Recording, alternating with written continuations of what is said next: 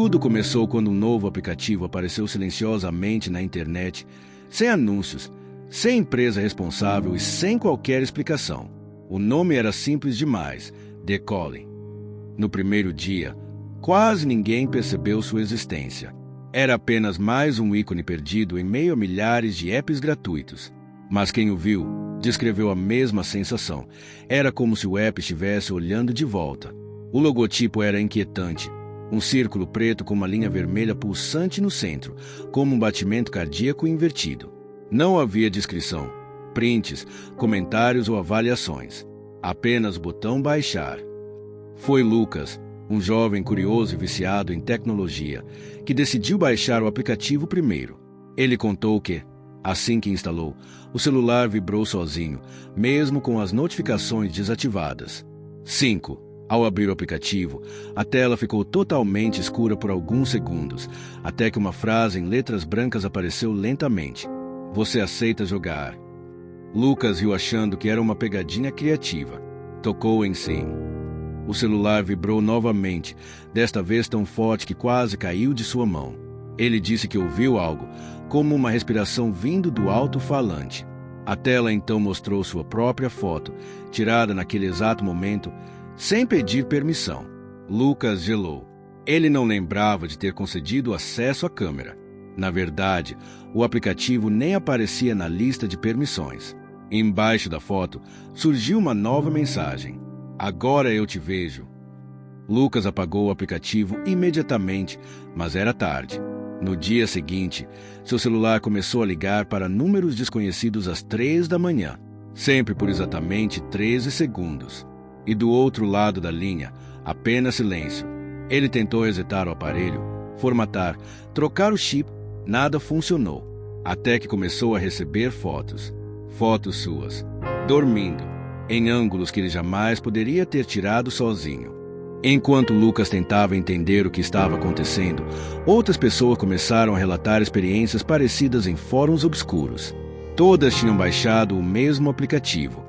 Todas receberam a mesma mensagem: agora eu te vejo. Uma das histórias mais perturbadoras veio de Ana, uma estudante de enfermagem. Ela contou que o aplicativo apareceu sozinho na tela inicial do celular, sem que ela tivesse baixado. Quando abriu, viu uma interface diferente da de Lucas, um cronômetro regressivo de 24 horas, marcando um tempo que ela não entendia. Embaixo, uma frase: você tem até o fim do dia.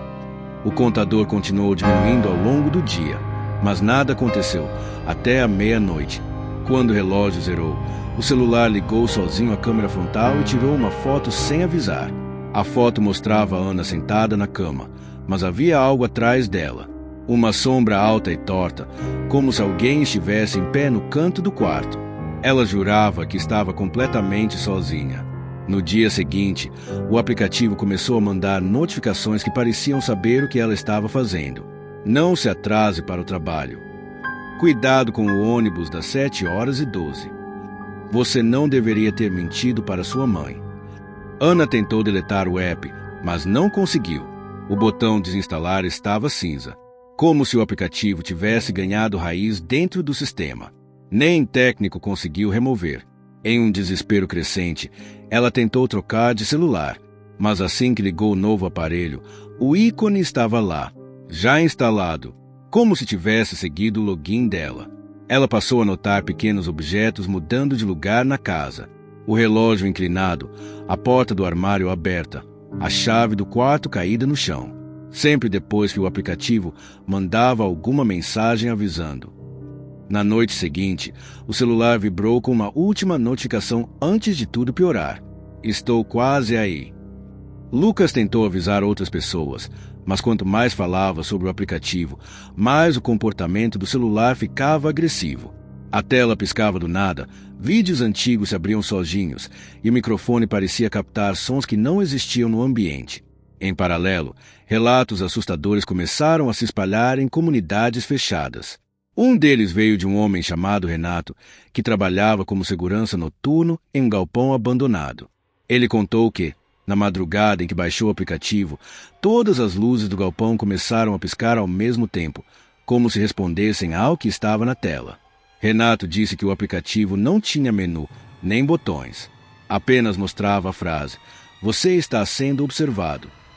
Ele tentou desligar o telefone, mas a tela permaneceu acesa, prendendo seu olhar como se fosse um hipnotismo involuntário. De repente, a câmera traseira ligou sozinha. O celular começou a gravar o escuro atrás dele, onde não deveria haver nada. Mas na gravação, havia movimento. Pequenos pontos de luz parecendo olhos, aproximando-se devagar, até desaparecerem completamente. A partir daquela noite, Renato começou a ouvir passos atrás de si durante o turno. Passos lentos, pesados, acompanhados por uma respiração baixa e desesperada. Sempre que virava para olhar, não encontrava ninguém. Nos dias seguintes, o aplicativo começou a enviar vídeos curtos para Renato. Eram gravações da própria câmera de segurança do galpão, mostrando ele mesmo trabalhando, mas sempre com uma figura estranha em algum canto escuro. Um vulto alto, curvado, com braços compridos demais para um ser humano normal. O mais aterrorizante é que as gravações mostravam o vulto se aproximando aos poucos, noite após noite, como se estivesse estudando a rotina de Renato, esperando o momento certo para agir. Cansado e apavorado, Renato tentou jogar o celular fora. Jogou dentro de um rio, acreditando que finalmente estaria livre. Mas ao chegar em casa, encontrou o aparelho em cima da sua mesa, completamente seco, com uma nova mensagem na tela: "Você não pode me deixar". A partir daquele momento, ele passou a ter sonhos recorrentes com o mesmo vulto. Sonhos tão reais que acordava com marcas vermelhas no corpo, como se tivesse sido segurado por algo durante a noite. Na manhã seguinte, o galpão onde trabalhava pareceu todo arrombado, com as luzes queimadas e marcas profundas nas paredes, como arranhões gigantes. Renato desapareceu naquele mesmo dia. O celular dele foi encontrado no chão do galpão, ainda com o aplicativo aberto. Enquanto esses relatos se multiplicavam, um padrão começou a surgir. O aplicativo parecia se adaptar à vida de cada pessoa, reagindo às suas rotinas, medos e segredos mais profundos. Não era apenas um invasor digital. Era como se fosse uma entidade consciente, aprendendo sobre cada usuário e moldando sua presença de acordo com aquilo que mais os abalava. Um programador anônimo, conhecido apenas como K, decidiu investigar o código do aplicativo para entender o que estava acontecendo. Ele baixou o arquivo em um ambiente isolado, desconectado da internet, acreditando que conseguiria desmontar a estrutura sem riscos. Mas ele estava errado. Assim que abriu o app, a tela do computador congelou. Depois de alguns segundos, uma janela preta surgiu, mostrando apenas 2 palavras: "Você errou". Era impossível, pois o computador não estava conectado à rede para que o aplicativo pudesse se comunicar com qualquer servidor externo. O mais estranho foi que o computador de K começou a exibir dados pessoais dele, fotos antigas, mensagens arquivadas, gravações de áudio que ele nunca lembrava de ter feito.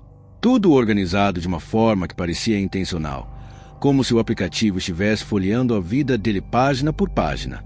A partir daí, coisas impossíveis começaram a acontecer.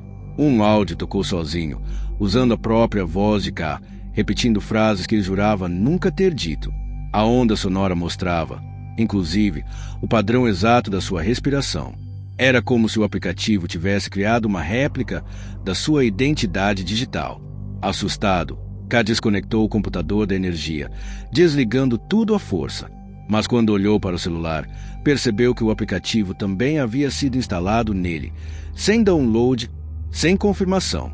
Apenas estava lá, fixo na tela inicial, pulsando como um coração digital.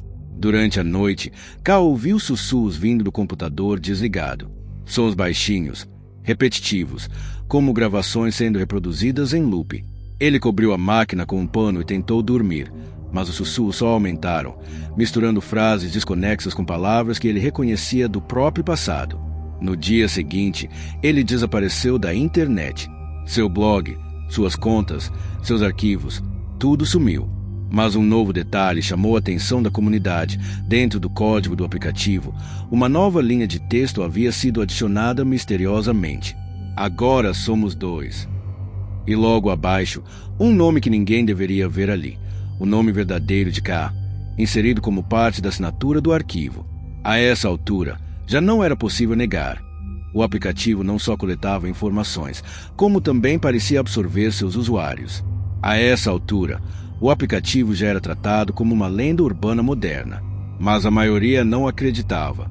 Para muitos, The Calling era apenas um boato assustador inventado pela internet, até que um dos casos mais impactantes veio à tona, o de Marina, uma fotógrafa amadora fascinada por explorar lugares abandonados.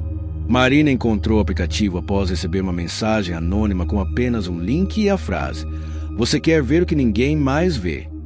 Ela pensou que fosse algum desafio à Argentina e decidiu abrir. O app instalou sozinho, sem pedir autorização, como se fosse parte de um processo inevitável. Assim que abriu, a interface exibiu um mapa muito detalhado da cidade onde ela morava, com pontos vermelhos indicando locais específicos.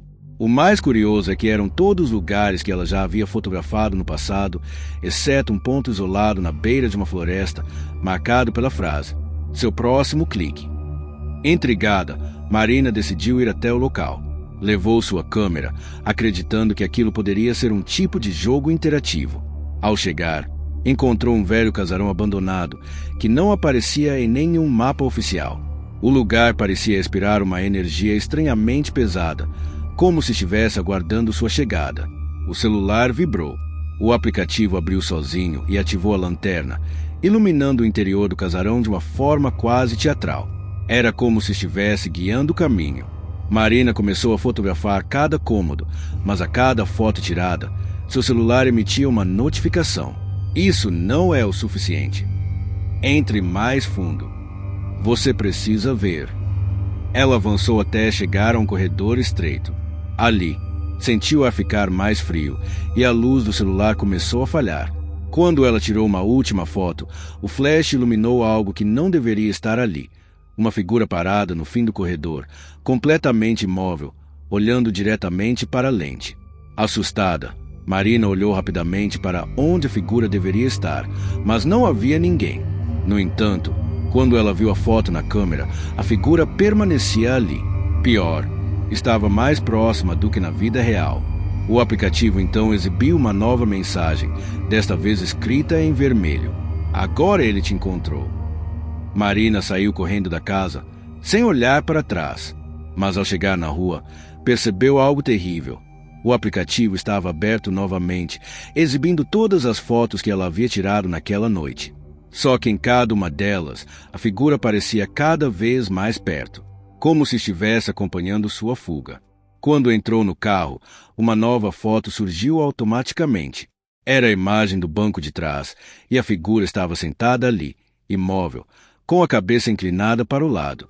O carro foi encontrado horas depois, com as portas abertas e o celular ainda gravando um áudio contínuo de 10 minutos. No fundo da gravação, era possível ouvir Marina repetindo, em um sussurro desesperado: "Eu não devia ter vindo, ele está aqui." Depois disso, silêncio. Marina nunca mais foi vista. Após o caso de Marina, algo mudou drasticamente na forma como as pessoas enxergavam o aplicativo. Os relatos começaram a surgir com mais frequência, mas agora havia um padrão. O app não escolhia vítimas aleatoriamente. Ele parecia selecionar pessoas com um certo tipo de curiosidade, aquelas que sempre queriam ir além, que gostavam do desconhecido, que buscavam experiências que a maioria evitaria. Entre esses relatos, um grupo de 3 amigos começou a investigar: Rafael, Luna e Vitor. Eles eram criadores de conteúdo de exploração urbana, acostumados a visitar casas abandonadas, túneis e fábricas esquecidas pelo tempo. Quando ouviram sobre Marina, não sentiram medo, sentiram oportunidade. Para eles, aquilo poderia ser o vídeo mais explosivo do canal. Rafael foi o primeiro a encontrar o download. Ele recebeu o link por mensagem, do mesmo número desconhecido que havia mandado para outros usuários. Mas dessa vez, a frase era diferente: "Vocês queriam a verdade, então venham buscar." Ele mostrou para os amigos. Luna hesitou. Ela sempre foi a mais sensível do grupo, intuitiva, do tipo que sente quando algo está errado antes de qualquer um. Mas a pressão e o entusiasmo dos dois a convenceram. Quando instalaram o aplicativo, perceberam que ele parecia responder não apenas ao toque, mas às emoções. A interface se movia como se estivesse viva, respirando, reagindo a cada aproximação. O mapa da cidade apareceu, mas o deles estava diferente do de Marina. Agora havia vários pontos vermelhos espalhados pela região, e um ponto principal no centro, identificado por um título assustador: o primeiro portal. Victor, o mais corajoso ou imprudente do grupo, quis ir imediatamente. Porém, antes que tomassem qualquer decisão, o aplicativo fez algo que nenhum deles esperava. Ativou a câmera frontal e exibiu, por menos de um segundo, uma imagem distorcida dos três. Algo atrás deles se movia, uma sombra, esguia, sem contorno definido.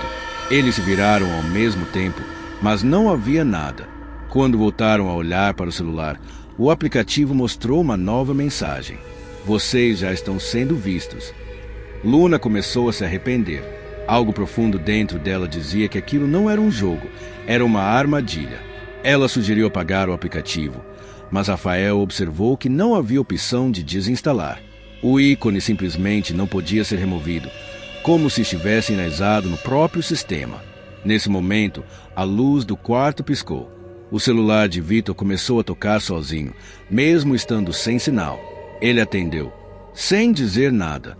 Do outro lado, só havia respiração, lenta, pesada, como se estivesse bem atrás de alguém. Victor desligou na mesma hora, mas o aplicativo mostrou uma nova tela. Você não deveria ter feito isso. Luna insistiu. Gente, isso não é normal. Isso não é aplicação. Isso é outra coisa. Rafael, inquieto, abriu novamente o mapa. O ponto marcado como o primeiro portal estava pulsando, como um coração batendo. E então o aplicativo exibiu uma frase que fez os três congelarem. Se vocês não vierem até ele, ele virá até vocês. E pela primeira vez desde que começaram o canal, eles sentiram medo de verdade. Não medo típico de exploração urbana, mas algo mais profundo, ancestral. Uma sensação de que não estavam lidando com tecnologia, mas com algo que queria ser encontrado. Algo que já havia começado a se aproximar. Naquela noite, nenhum dos três conseguiu dormir. Luna deixou o celular desligado, mas mesmo assim, ouviu notificações ecoando pelo quarto, como se viessem de dentro das paredes. Victor jurava que via alguém parado no final do corredor de sua casa, mesmo quando acendia a luz e não encontrava ninguém. E Rafael, ele começou a sonhar com um lugar marcado no mapa. Não era sonho comum. Era como se estivesse sendo arrastado para lá, passo por passo, por algo que falava com ele sem usar palavras. No dia seguinte, eles se encontraram. Todos estavam pálidos, cansados, alterados e, apesar do medo, chegaram à mesma conclusão. Se não fossem até o ponto marcado, aquilo não iria parar. Pegaram o carro e seguiram para o endereço que o aplicativo mostrava. A cada quilômetro, mais interferências surgiam. O rádio ligava sozinho, sempre sintonizado na mesma frequência, tocando um chiado metálico. O GPS do carro tremia, repetindo a rota do aplicativo sem parar, e a temperatura dentro do veículo parecia cair, mesmo com o ar desligado. Quando chegaram ao local, encontraram uma fábrica abandonada, a mesma que aparecia nos sonhos de Rafael. O aplicativo começou a vibrar de forma constante, como se estivesse tentando escapar da mão dele. Na tela, uma instrução final apareceu: entrem.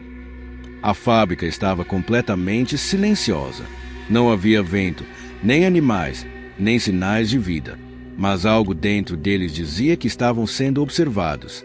As sombras pareciam se mover quando não estavam olhando diretamente. E quanto mais se aproximavam do centro do galpão, mais pesada ficava a sensação de que não estavam sozinhos.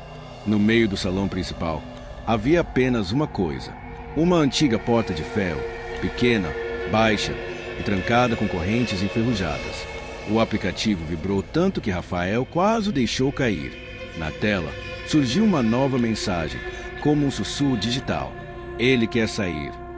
Luna deu um passo atrás. Seus olhos se encheram de lágrimas, não de medo, mas de uma certeza profunda de que aquilo não era um portal para algum lugar, era uma prisão.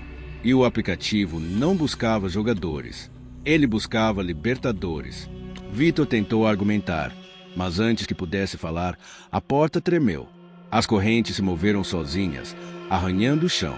Algo do outro lado começou a bater, ritmado, paciente, como se soubesse que cedo ou tarde alguém abriria.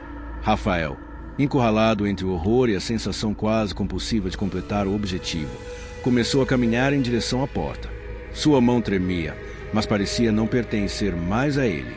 O aplicativo brilhava cada vez mais forte, o ícone pulsando como um olho despertando.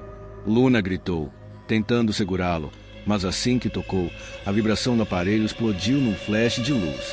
O galpão inteiro tremeu. As sombras ganharam forma, envolta nos três. E a porta, finalmente, começou a se abrir centímetros, como se desse boas-vindas a quem estava prestes a sair. Vitor puxou Luna e correu. Rafael ficou. Não por escolha, mas porque algo atrás daquela porta já o segurava. A última coisa que os dois ouviram foi a porta abrindo por completo, e um som que nenhum deles jamais conseguiu descrever. No dia seguinte, o aplicativo desapareceu de todos os celulares do mundo, sem explicação, sem rastros, sem código. Mas, algumas semanas depois, um novo link misterioso começou a circular na internet. Sem nome, sem descrição. Apenas uma notificação enviada para pessoas aleatórias. Você está pronto para o próximo nível. E assim, o ciclo recomeçou.